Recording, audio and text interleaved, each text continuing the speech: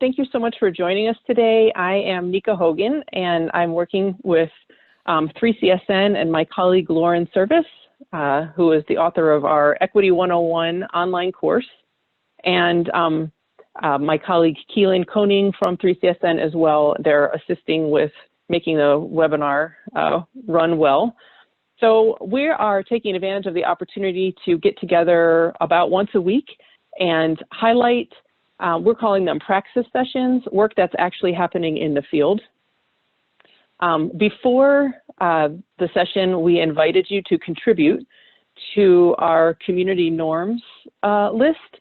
And I just want to invite you to take a minute to look at these bullets. You'll see that from week to week, this list keeps on growing as we all add our voices to the document that was sent out ahead of time, and just kind of putting out what we need from each other as a community in order to feel safe to engage in conversation during these sessions.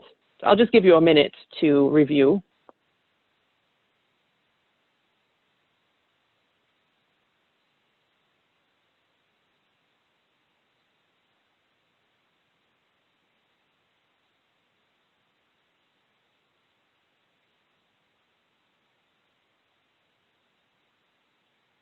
I feel really grateful looking at our community agreements because I'm the presenter today and I feel really nervous about it. So we're also decentered right now. I don't know how any of us can feel really confident. We're finding our way together truly and trying to figure out what's best. So Praxis is reflection and action upon the world in order to transform it. And so what we're trying to highlight in this series is the way in which we can make a difference from where we are. We are all participating in a system that is racist, sexist, and lots of other ists. It is a system that marginalizes many of us, many colleagues, many students. It works against what we're trying to work towards as community college professionals, and yet we can also make change. It doesn't have to be, we don't have to take on the entire system. We can actually make change, and that's what we see with our colleagues who have been engaging in professional learning. In our Equity 101 online course, people do an equity audit early on in the course and really think about areas of their work that where they see that they could improve. And then over the course of the 7 weeks, they work on projects, the Praxis projects, and they range from a small intervention in a course syllabus or assignment to a whole huge hiring methodology that changes. They could be different in size and scope, but the point is that whether you are running a testing center, or you're a classroom instructor, or you have some other role on campus, you're in charge of the locker rooms, there are lots of spaces where we can make a difference from where we are. So the title of my presentation is, How Do I Reach You? Ethical Contact in Remote Environments. And I feel really nervous because I feel like this is the big question I know a lot of educators are struggling with. It's like, if my students have disappeared, how do I get them back? And I feel nervous because I don't really know. I mean, this is really hard. I don't have the answer because there is no silver bullet. But what I have are some thoughts and some framing that I hope will be helpful. There's a lot of wonderful professional learning available right now on very similar topics. And so, I encourage you to check all of it out. But this is sort of in terms of framing this within our Praxis series, this is what I have been working on as well. And I don't know anybody who isn't. How do we stay in touch with one another? How do we stay in contact with one another? And my idea, what I call ethical contact. So we want to be in a certain kind of relationship with one another. And how do we do that in this remote environment? How do we be in contact when we're not actually in contact? So I am going to be drawing on a talk that I have given in the past, which it feels so quaint now. I titled it the other e-learning, and the subtitle was The Empathy Gap and Its Relationship to the Equity Gap. And so what I was trying to say when I wrote that talk a couple years ago is that, you know, don't be looking for a silver bullet. Don't be thinking that there's some product or, you know, that you can buy, or that if you just get the, you know, the fancy, you know, electronic or digital solution going into your teaching, that you're going to fix everything. It doesn't work like that. It's a much more old-fashioned thing. It's the quality of the relationship. It's the empathy. And that was the argument that I made. And it just seems kind of funny now because, you know, these days, the idea of engagement has completely changed. So in that talk, I made the argument that engagement is the key to equity and empathy is the key to engagement. But of course, I was talking about engagement in the way we were thinking, like, oh, you've got these students and they're used to a certain thing and teachers are used to a certain thing and we're trying to get their attention. And engagement now looks like something totally different. Like, you know, I mean, people are at home, they've got their kids, they're trying to work, they're trying to homeschool at the same time. The dog, I mean, my dog may very well come and join my presentation at any moment, totally step on my laptop and knock it out of my lap. What are we even, this is a whole nother sort of can of worms that we're talking about in terms of engagement. But I think that it's still the case that there's not a silver bullet. I think that it's still the case that empathy is the key. So that's what I want to talk about today. And in that earlier talk, you know, I actually went to great trouble to make a big argument about why empathy. And the reason why is that it feels to a lot of people like this touchy-feely thing. Like, you know, oh, you just mean lowering standards, or, oh, you just want to be your student's friend and you don't have good boundaries, or something like that. And so I just pulled together all these different resources and all this research to say, you know, no, this is really how learning works. This is it. And I just feel like it's a lot simpler now because now we have Zaretta Hammond's Culturally Responsive Teaching in the Brain, which pulls a ton of stuff together. And it is just, I think, very, very clear and very, very accepted. And even if you want to give Zaretta Hammond the attitude of like, oh, you're just roofy-froofy, you know, hippy-dippy, blah, blah, blah, you can't argue, I hope, with the National Academy of Sciences and their How People Learn too. So basically, why empathy? Because that's how learning works. You know, we know this now with great certainty. The way that our brains and nervous systems are structured, it's really, really hard to learn when you are feeling under attack. And relationships, you know, lack of trust, not feeling safe or feeling safe is all the difference in the world with being able to learn or not. So as Hammond says, our challenge is knowing how to create an environment that the brain perceives as safe and nurturing, so it can relax, let go of stress, and turn its attention to learning. Now for us, right now, we know too, so that's our challenge, it's been our challenge, it remains the challenge, but we're all super stressed right now. Not, I mean, we are, our students are, everybody is, of course. This is a really challenging time. So I don't say it lightly. You know, I feel like it's one of these things where it's a bit of a duh, like, yeah, it is about empathy, and it is about the quality of the relationship, but I also say it with great humility, like, and this is really hard because none of us is at our best, in our best situation for learning right now. And another quote that kind of gets at the same thing is this James Baldwin quote. A child cannot be taught by anyone who despises him, and a child cannot afford to be fooled. And so this is kind of what we're up against, is that not only this current moment with COVID-19 and all of the attendant stress in our culture, but also just what we've inherited and you know, who we are as a society. You know, we're not starting with a blank slate. We're starting within a system that is harmful. The gaze that captures us as we move through the world is not a generous gaze. It's a violent gaze. So, you know, people don't feel basically moving through the world, generally speaking, as nurtured and safe. So we're up against that when we're setting up a teaching and learning environment.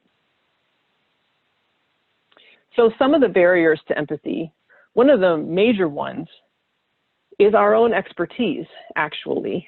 So, you know, we have these blind spots, and in some ways, you know, it's easy to look at, you know, the textbooks in the top corner there and say, okay, you know, we know so much about our subject matter that, you know, that moment when somebody is looking at the book or the syllabus or whatever it is, you know, that's sort of like your content area, your area of expertise, you wrote it, and you can't understand what they don't understand about it because to you, it's right there. It's just right there. But, you know, that's because we have developed the eyes to see that over so many years of experience and study.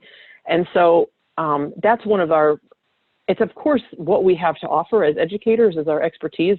That's our superpower. It's also our kryptonite. It is the thing that divides us from students.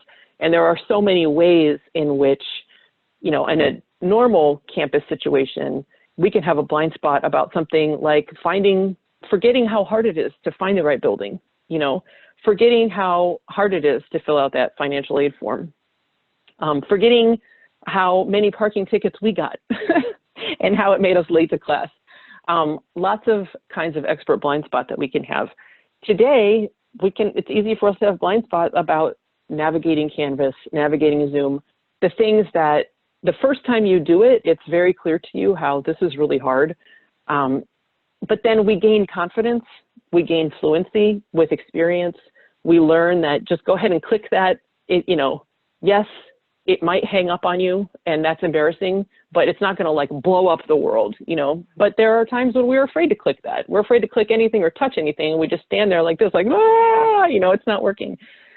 So our expertise and our experience can really separate us from our students because it just makes it hard. It's really famously hard for us to remember what it's like for them.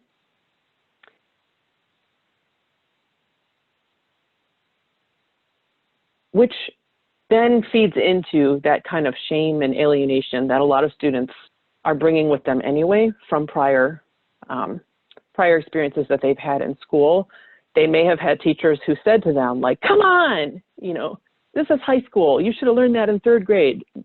Students hear that. It only takes one person to have a little meltdown and say that, or come on, you know, you need to focus, you need to listen. We all, you know, we can say that, you know, oh, mean teacher, bad teacher did that, but any one of us, you know, can have a little meltdown and on our end feel like, well, no one's listening to me. But in truth, the situation might just be that we just forgot, you know, we forgot what it's like to be an outsider. And then we feed into the stories that our culture tells about us and about others. We bring these stories with us, and we have that negativity bias where we're more likely to kind of hang on to the scared part and the hurt part than the 99 other, you know, positive messages as well that have been put out there. So that's just kind of what we're up against in terms of our students. So in the old talk, I shared this quote from Toni Morrison from the afterword to The Bluest Eye, which was her very first novel, and a novel that she wrote because she couldn't find the novel that she wanted to read, so she had to sit down and write it. And I love that book, even though I think she ended up in this afterward, she wrote that she thought it was a total failure and a flop. But one of the reasons why I love that book is that she was a single mom and got up at 4 a.m. to write every day because she wanted to write it. And I just find that really inspiring. But she had this thing she was trying to do, and she was trying to describe this character's experience. And she wrote, "It didn't work. Many teachers remain touched but not moved."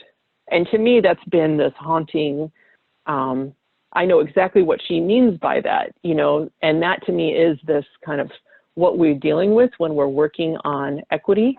We're trying to move something. We're trying to shake something loose. We're trying to create change. We're trying to transform this environment that we're in. And what we end up with oftentimes is a lot more superficial than that. And then earlier in this series, I shared this other quote that I think is related, that we're a nation at ease with grievance, but not with grief. And the reason why I think it's related is that I feel like, and I feel like it's related to right now, is that we have so much to grieve right now as a culture, and we are a lot of times just not really giving ourselves or our students the space for that.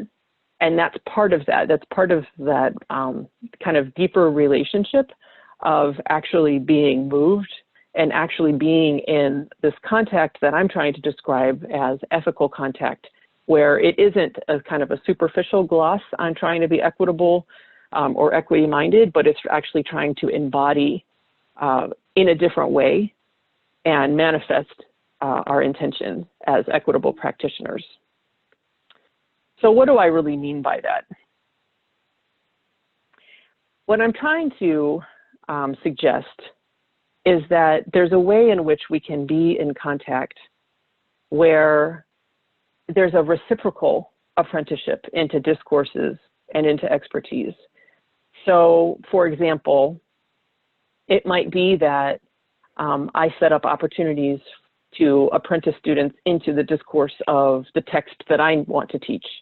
So I show them how I'm approaching it.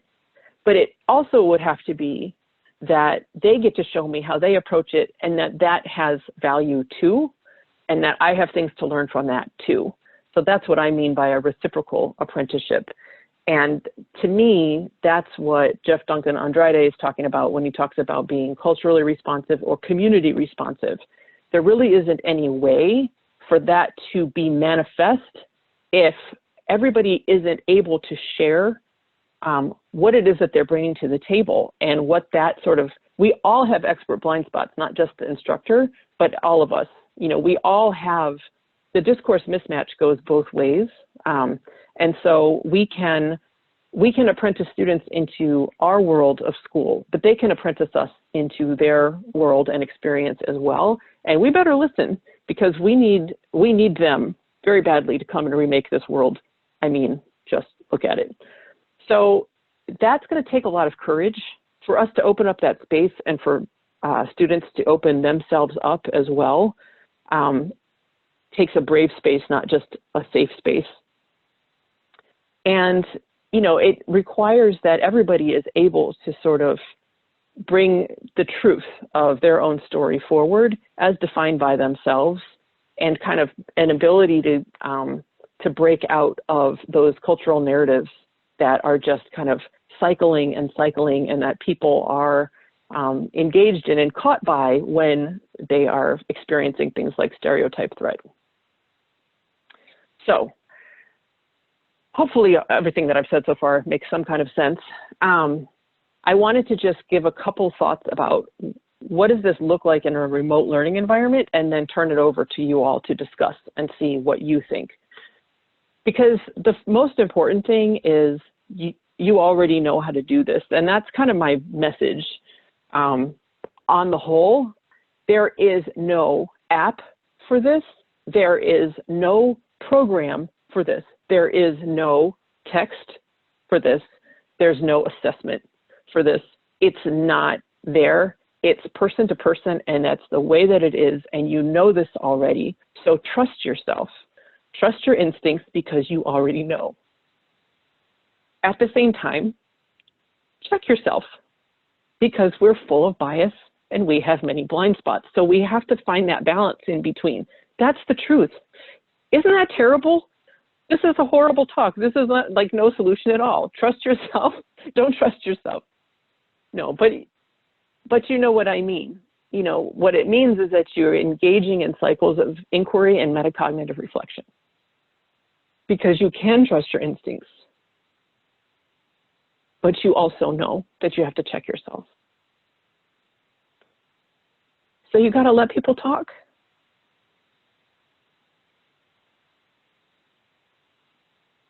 We have to let people talk, and we have to listen to what they say.